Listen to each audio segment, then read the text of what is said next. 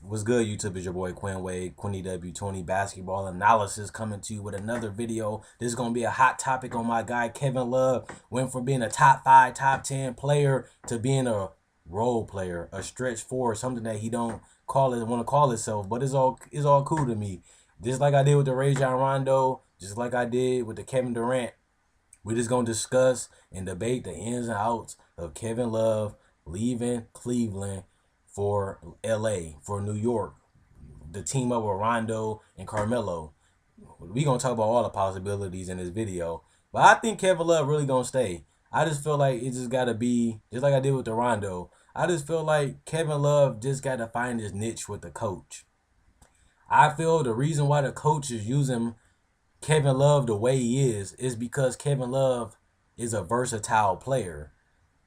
Kevin Love needs to be on the three-point line like you seen in the games they just lost, because the Tristan Thompson and they center stays too close to the rim. Tristan Thompson can knock down a jumper. Mozgov can knock down a jumper and post up, but LeBron, that pick and roll, and that Kyrie, them screens, them players are unguardable. And it's just hard for Kevin Love, who is good in the post, who is good on the mid-range. It has been hard for him because he's taking so many threes, and it's ridiculous. Kevin Love is shooting 5.2 threes, and he's making 1.9 out of 5.2. That's 36%. That's league average. You want to shoot around 36% or 37 or 35. So don't say Kevin Love is a horrible player. He fell off. 36% is respectable. The thing where he fell off at was his field goal percentage.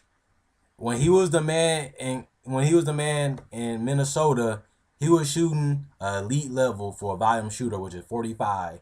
When you're a volume scorer, you want to shoot 45 and above. You don't want to shoot less than 45. In Minnesota, when he was a go-to guy last season, he put up 45%. He shot 45% from the field on 26 shots, and he scored 26 points a game, and he grabbed 12.5 rebounds and 4.4 assists. Now in Cleveland, obviously he don't have to do as much as he did in Minnesota. Same with Rondo when he was at Boston. He don't have to do as much. So in Cleveland, his numbers pretty much got half.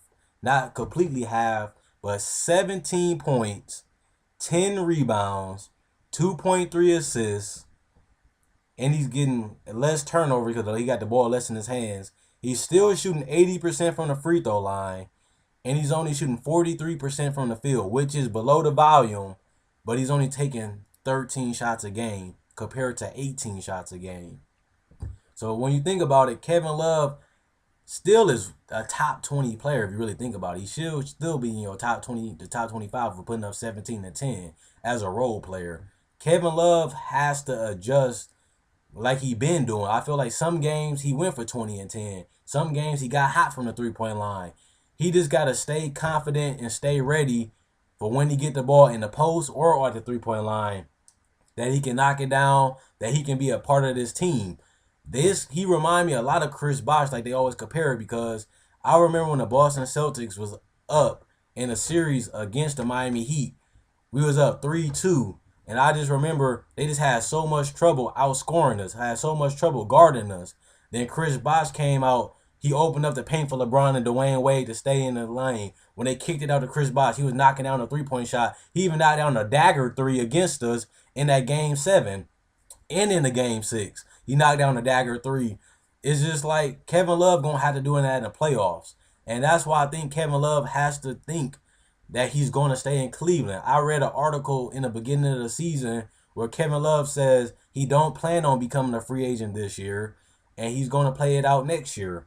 So if they can, like I said with Rondo, if they can figure out a way to use Kevin Love where he's best at, not when LeBron is out and when Kyrie out, while LeBron and Kyrie and Kevin Love is all on the floor, besides at the three-point line, and give him the same amount of shots that he's good at, I think it can be a happy medium. Because they really gave up Andrew Wiggins a little too early for Kevin Love. I know Kevin Love was a top 10 player, and he could have made the playoff if Ricky Rubio could actually shoot. Like, they lost them games because Ricky Rubio just couldn't score a 3-point shot and he couldn't shoot a mid-range shot. So they just sagged off Ricky Rubio and just focused in on Peck, Kevin Martin, and Kevin Love. And they still was getting 8 points, but they just needed that 15 points and 8 assists from Rubio to win that 48 game. They won 41 games, but they just couldn't win that 48 because Ricky Rubio just didn't step it up enough to where they could be a playoff team. So I think they could have made the playoffs in Minnesota. They just had the right bench and the right pieces in the starting lineup to really make a jump at it. And then Chase Buhninger, he was horrible because he kept getting injured. And then Ricky Rubio just couldn't score at all, really. So he struggled not making the playoffs. And I see a lot of people, not this is all off topic, but I see a lot of people throwing that argument about players that they ain't this player, they ain't that player. If they don't make the playoff, they don't win the playoff series. It's all about team. It don't matter if your team barely can make a playoffs or if they make the playoffs or not. Everybody has to contribute for your team to win. And Kevin Love, he just got to remember that if he goes to New York, he might get more shots. He might can score more points. He might can put up 25 and 10 again, but he might not be able to win a championship. In Cleveland right now, they have a chance to win a championship. They number 2 in the East. They got a favorable matchup, first and second round, regardless if it's Toronto or Wizards. I think Cleveland will be favored. They're going to have to probably fight Atlanta in the final, in West Eastern Conference Finals, or they might have to fight Chicago earlier. So Cleveland has a good chance to even win a championship this year, and they really haven't really gelled. Now they hitting a cylinder, and now they went from being the 5th seed, then they went on that huge winning streak, and they got all the way back to the 2nd seed. So if Kevin Love going to want to be a part of a successful team, he just going to have to continue to sacrifice. I know Kyrie Irving putting up 20. I know LeBron putting up 20, but it's for the bigger picture, and that's winning a championship. And just like Chris Bosh, he had to put up 16, but he's still on the All-Star team. He still won the 2 championships, and it's all worth it. Now Chris Bosh can go back putting up his 20-point games so he can be a first ballot Hall of Famer. But when you're part of a championship team, you just got to sacrifice. And Kevin Love, if he really wants to win a championship, if he really don't care about the numbers, if he don't care if he's going to be a all-star, he just cares about winning, and he's still getting paid his money. That's another thing I got to say before I end the video. He's still getting paid $16 million. He's still a max player because he's putting up 17 and 10 on 13 shots. So that's good. He's still a max player. Like Chris Bosh putting up 16, and they still gave him the max. And Houston was going to give him the max. So anywhere it go, Cleveland still can give Kevin Love the max money he wants, and they still can compete for a championship. So he's still getting paid, and he's still contributing to winning a championship. So at the end of the day, Kevin Love, I don't think is a team as of right now. I don't know how the free agency and the drafts and the trade is going to go. But as of right now, I don't see a team that Kevin Love can really go to that's better than Cleveland. And Cleveland is still all young. They got a lot of veterans on that team, but they got a lot of young players on that team too. So he in a happy medium where he with young guys that understand him, and he with talent, the best talent he can probably even ever have with Kyrie and LeBron. So he should just stay in Cleveland and just get his money and contribute to a championship. And then he might have to sacrifice his number. Like this year, he didn't make the All-Star. But for the bigger picture, would you rather be a 20-10 guy that never won a ring, or be he's still going to put up 20 and 10, even if he leave Cleveland when he's 30?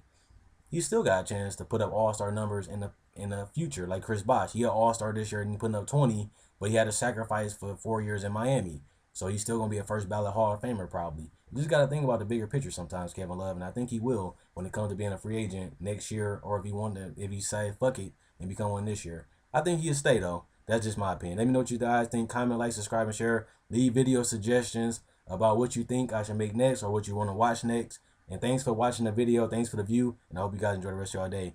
Basketball analysis, Quinn Wade signing out.